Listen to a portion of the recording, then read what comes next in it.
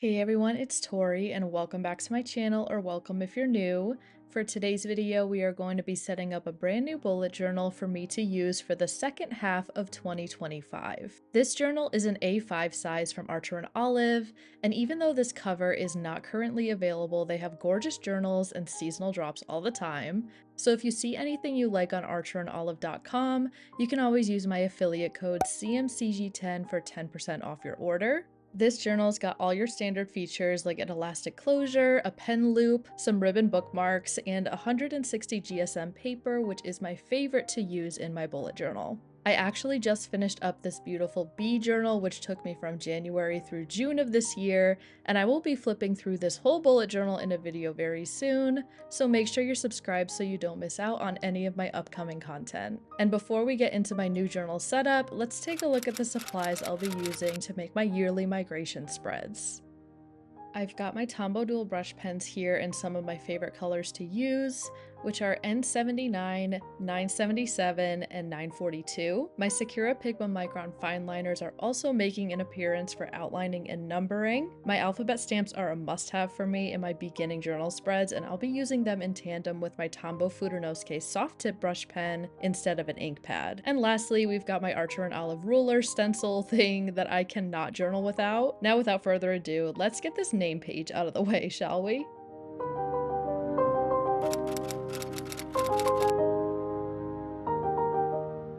I took inspiration for this spread from my first journal this year, and if you missed that setup and want to watch it, I will have it linked in the cards for you to check out. I actually like how that name page turned out more than this one.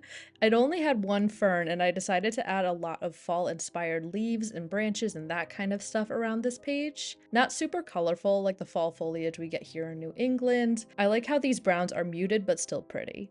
And the reason for the fall-inspired branches you're going to be seeing throughout this video is because for almost this entire journal, it's going to either be fall or I'm going to want it to be fall. I think July is the only outlier. I still very much enjoy the summer in July, but as soon as it hits August, I am done with the heat and I just want it to be in the 60s and 70s again. Let me know in the comments if you're the same way. I definitely like cooler weather over warmer weather. I'm using those alphabet stamps to stamp out my name and my smaller micron fine liner to write out my Instagram handle, and after adding in a couple sparkles, that is my name page complete, and it's time to get into my 2025 cover page and goals spread.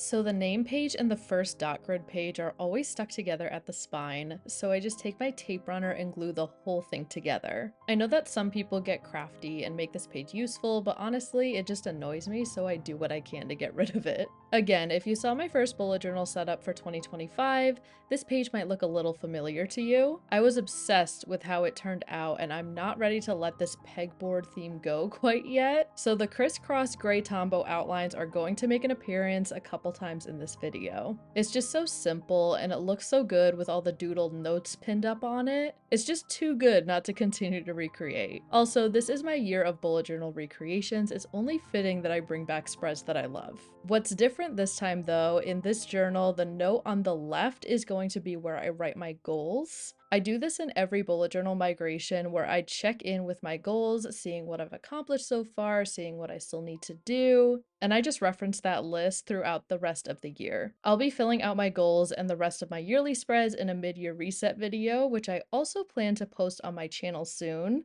I love filming reset videos recently. They're really fun and different than my other journal content that I tend to put out. They make me feel really productive, so those have definitely been some of my favorite videos to film recently. So definitely keep an eye out for my mid-year reset coming soon.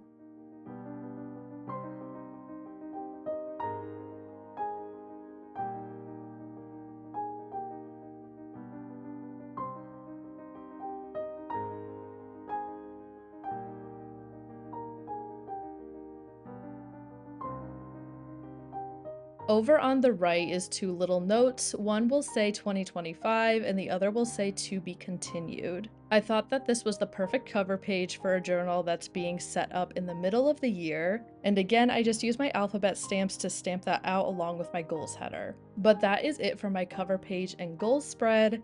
It's time to move on to my future log for July through December 2025.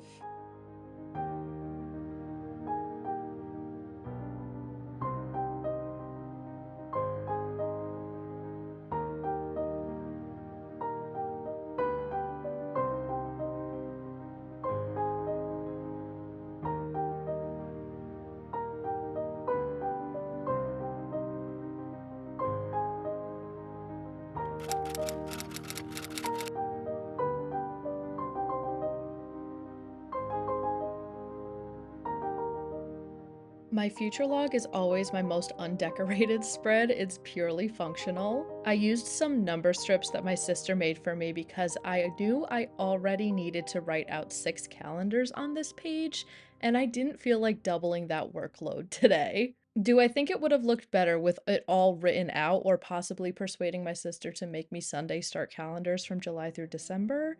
Definitely, but we didn't have time for that. I use these number strips all the time in my monthly setups, and although these specific ones aren't for sale, I see things like this all the time on planner sticker shop websites. Planning with Kay has some great number strips and functional stickers. I definitely recommend those, so I will actually have her shop linked down below if you're looking for something similar to these. The magic of editing makes this number writing process look a lot easier than it actually is. After my 6.5 years of bullet journaling, I think getting stickers for things that would otherwise take you a long time to create is a great piece of advice. Of course, some things are fun to write and doodle, but for me, writing numbers is not a favorite part of journaling by any means, so I will cut corners as needed. I am also stamping out the abbreviations of each month at the top of each calendar, and then I went in with my Tombow dual brush pen in 942, which is this light tan color. I used this to highlight the weekends because that visually helps me plan out my months better, and usually events happen on the weekends, so it just catches my eyes more and makes the process of transferring this information into my monthly spreads a lot easier. And that is my future log complete. It is time to move over to my 2025 theme doodles page.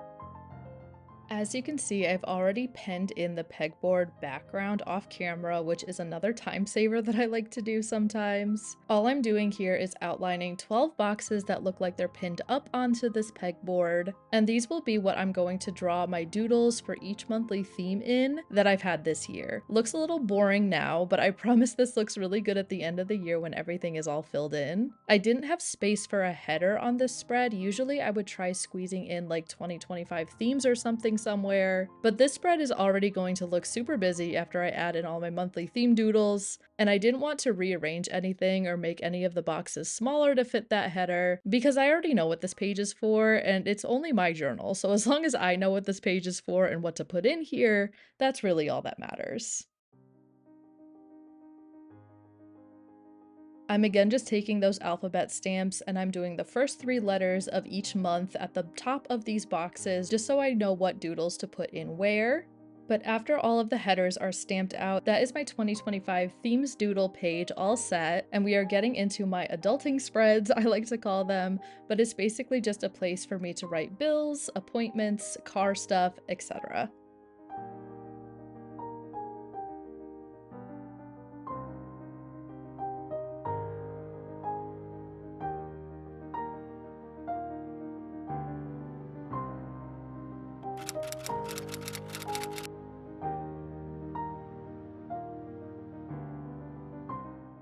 I also wrote in my calendars for July through December on this spread off camera, and now we're getting straight into penning in these boxes around the spread. Above the calendars will be a space titled Bills, which is where my key will go. I have a color code for bills that I made in my current bullet journal, and I wanted to transfer that information over into this one because it's something I reference to include in my monthly spreads.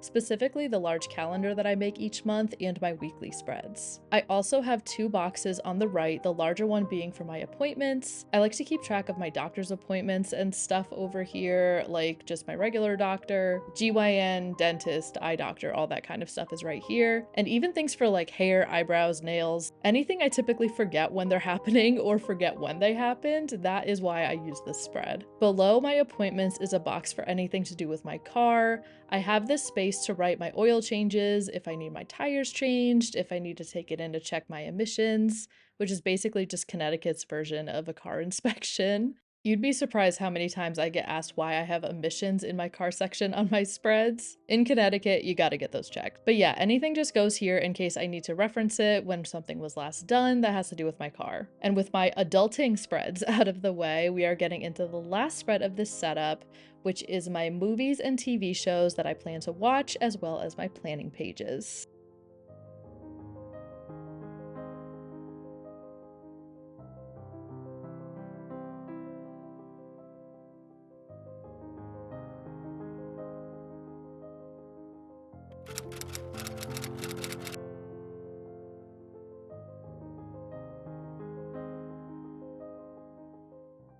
At the top left side, I have a box to write in some movies I want to watch this year, and below that is a box for TV shows. This isn't to be confused with movies and shows I actually watch, those would never fit in these boxes. This is just a place to write things I see advertised that I'm interested in seeing, or even something like a friend or family member recommends to me. On the right is the beginning of my planning pages, which is where I plan out my themes for each month. The section at the top is going to be for July, and below that is August, and later on I'll finish up September through December's planning pages on the next spread off camera. I have space to color in boxes to show what my color palette is for the month. I like to actually write the theme I plan on doing in one of these boxes, and we've also got space to add in some washi tape if I plan to use that, and also a header style I want to go for. These spreads were originally inspired by Jess from Jashi Curran back in the day. I've been using planning spreads like this for years, and it really helps me lock down how I want to go about creating my themes for each month.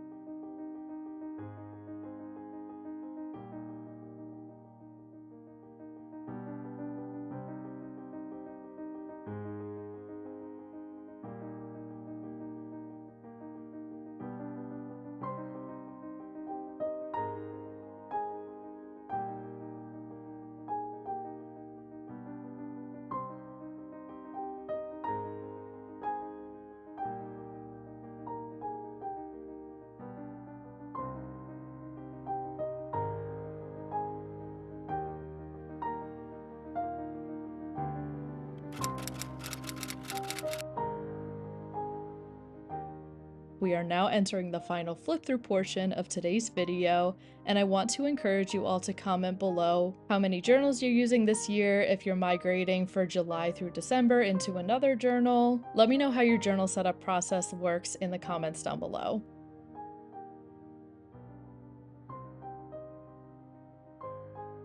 I hope you all enjoyed this video. If you did, please give it a thumbs up and don't forget to subscribe while you're here. Also, don't forget to check out my bullet journal social medias. Thank you so much for watching, and I will see you in the next one. Bye!